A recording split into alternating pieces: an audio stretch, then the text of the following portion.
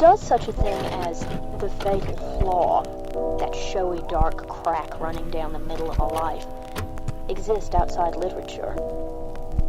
I used to think it didn't. Now I think it does. And I think that mine is this, a morbid longing for the picturesque at all costs. Hi everyone, so today I want to share with you my winter reading list and also some books I recently bought. I was actually about to go to sleep, I was getting ready to go to bed, but I was looking at my winter TBR and I wanted to share it with all of you, and also I need some of your recommendations for winter. When I shared my autumn TBR, when I did the video of my autumn TBR, you left me a lot of good recommendations. So if you have any good autumnal recommendations, please do let me know.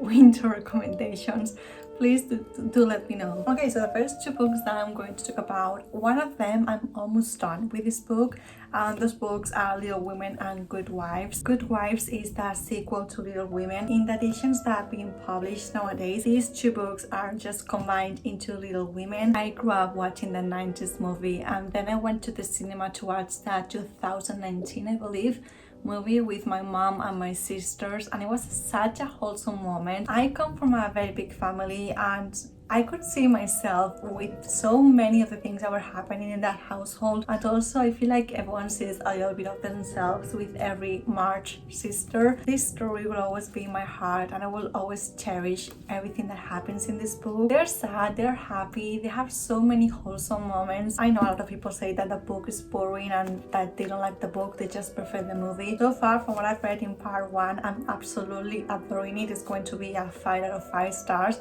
I don't typically say my ratings in my videos because, you know, ratings and your opinion on books can always change, but so far I'm really liking it, and hopefully I will still like Good Wives. Then the next book is one that I've been talking about this book for a long time. The book is Frankenstein by the one and only Mary Shelley. If you've been watching my videos for a while, you will know the reason why I love this book so much. I still haven't read this book. The thing is that I read Romantic Outlaws by Charlotte Gordon, which is a book that explores the extraordinary lives of Mary Wollstonecraft and Mary Shelley. Ever since reading that book has become one of my all-time favorite books, and I've been meaning to read Frankenstein ever since. The thing is that I always put it off because I hate doing this, but whenever I feel like I'm going to like a book, I just put it off because I have this immense pressure of myself, because you can only read a book once for the first time. I hate putting pressure on myself. I don't know why I keep putting off reading this book, because I'm going to have a good time. Even if I don't adore this book, I still think that I'm going to like it. I just need to get over myself and read it already. Then these next 4 books are books that I've recently acquired, so I want to share them with you, and these books are also my winter TBR. The first one is Letters to a Young Poet by Rainer Maria Rilke. I just said that in the most Spanish accent. When in Spanish it would be Rainer Maria Rilke. I've seen so many reviews of people saying that this book is life-changing, like the topics he tells, the way he writes them, and the advice he gives to other artists. A lot of people say that this book is life-changing because of that. I don't know if this book is going to be life-changing for me, but I'm going to have an open mind, and hopefully maybe it will change my life. Who knows? The next book is The Last Days of Socrates by Plato. When I was in school, I studied part of this book, and I found it so interesting. Like, so many of the things and the conversations about death are just so intriguing for me, because death is something that scares me. I guess it terrifies me because we don't know what comes after death, and I grew up in a very, very Catholic environment, Opus Dei environment. So the way death has been taught to me growing up is something terrifying. Like, they didn't make death a fun, easy thing, so I've grown to be terrified of it, and it's something that's going to happen to all of us someday. So this is getting very morbid, this conversation, but let's just say that death is something that terrifies me, and hopefully reading this book, it will make me like feel different about it. I know this book doesn't only focus on death. If you have any good book recommendations of books that deal with death, or they talk about death to make you be less scared about it, do let me know, because I could use those books. This is a non-fiction book that talks about classical Athens and philosophy, and Plato and Socrates, which are two very important figures in ancient philosophy. And Penguin Classics also do really good introductions to this type of books. Also, I want to quickly talk about the new branding, like the new covers in the Penguin Classics. Do you like these ones or the old ones? Because I prefer the old ones. I don't mind the new font, but I prefer when the author was a different color, when it was the orange color. Yeah, I don't know why they need to change those things, but anyways, now moving on to the last two books.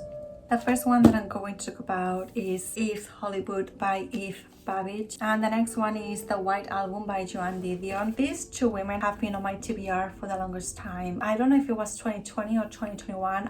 Those 2 years for me are the same year, so I never know how to differentiate them, but they passed away a few days from each other, and I had the most intense urge to buy one of their books, but I wasn't in the right mindset to read them. I'm going to get a little deep right now. When I was 17, 18, like fresh out of high school, I was such a dreamer. Like this is going to sound like a little bit cheesy, but I was the type of person that would always daydream so much. I had so many dreams and ambitions with life. The world was my oyster. I had so many plans of things I wanted to do, and I was obsessed with doing memoirs and biographies about people in the 60s, the 70s. Just Kids by Patti Smith is one of my all-time favorite books. I read it at the perfect time in my life. Those books really impacted my life and the way I view my life.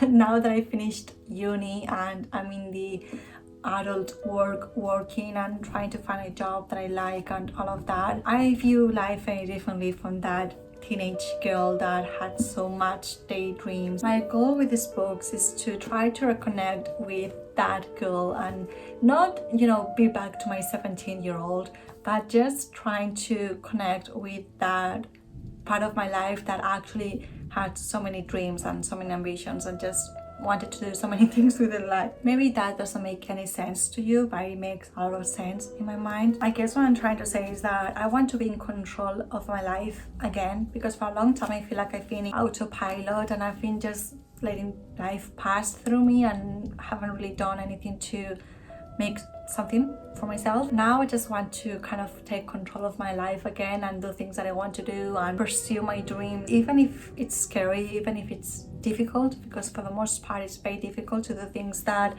you love. I just want to do things that I like again. So hopefully these two books will give me the courage and the will to actually pursue my dreams again. I know it sounds very cheesy, I'm very aware, but it's fine to be cheesy here and there if you need it in your life. So these are some of the books that I physically own that I want to read. If you have any good recommendations for winter, like books that physically feel like winter, please do let me know, because I'm always looking for your recommendations about books that you love and books that you think I'm going to love. I was going to say like, but I ended up saying love, like kind of. Anyways, books that I'm going to love. Tomorrow I'm going to go to my local library to get some books, and I will show you them as well. Good morning everyone. Today I woke up fairly early because I wanted to go to my local library and get some books and just start my day early. Today's also Saturday, so I don't know why I decided to wake up so early on a Saturday. These are books that I acquired from my library. The first one is The Time Machine by H.G. Wells. My dog is doing a very cute thing right now. I believe I've never read anything by him. When I was a kid, I listened to a cassette of, I forgot the name, oh my god, La Guerra de los Dos Mundos. We listened to that in English class with, the cassettes that we used back in the day. I feel old saying that, but I want to read more of his books, and when I saw this at the library, I thought it was a good time to pick it up. Then I also picked up The Push by Ashley Audrain. I've only heard good things about this mystery thriller, and people say that it's very unsettling. I think there's a lot of different interpretations with this story, and I love that. I always love a good mystery thriller to take my mind off things, so I think that's going to be an amazing one. And this book was also nominated for the Goodreads Choice Awards last year, and I think it almost won. People always say good things about this, so I think I'm going to enjoy it. Then I also got the second book in a trilogy that I really enjoyed when I was a teenager, and I actually don't know the title in English. The title here is in Catalan, which is El jardí de las hadas en su son. In Spanish it would be El jardín de las hadas sin sueño. So I guess in English it would be The Garden of the Fairies Without Being Tired.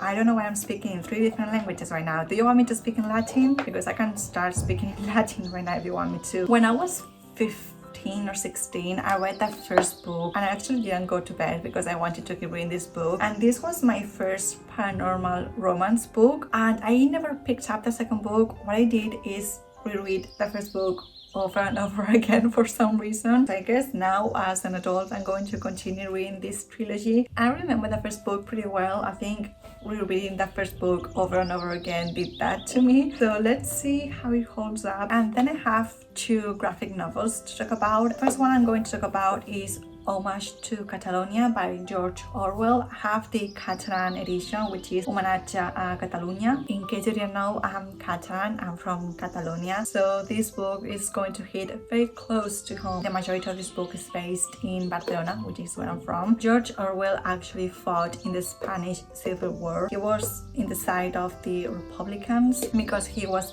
very, very, very against fascism. And well, spoiler alert, in case you didn't know, the Republicans lost the war, and it was very heartbreaking for a lot of people. Obviously now I know what happened. It's just like knowing the future of what he didn't know. Spain during the 20th century was a very poor country. We didn't have a lot, and obviously the Spanish Civil War made that worse. And then the fascist politic party going into power and having our dictator Franco, that he abolished the Catalan language, and he did so many things. And then the other graphic novel that I want to read is The Demon in the Wood by Leigh Bardugo. This book is based on the novella that she wrote years ago. I read the novella back in 2018 or 2019 when I read the Shelley trilogy, and I really enjoyed it, honestly. The Darkling is a villain that I found very, very fascinating. I know everyone has different opinions. I know some people don't like the Shelley trilogy. I personally love it. So when I first read the novella, I loved having the backstory of why the Darkling is the way he is, because in the novella you see why he suddenly becomes such a bad person, I guess. Like, everyone has different opinions about him, but yeah, you see the backstory, because you know the Darkling used to be a kid with a mom, and you know, he used to do things kids do. These are books I want to read, and also the winners of the Goodreads Choice Awards. As some of you may know, I have this tradition, which is not really a tradition since I only did it last year, but I guess I'm calling it a tradition now, which I read the winners of the Goodreads Choice Awards.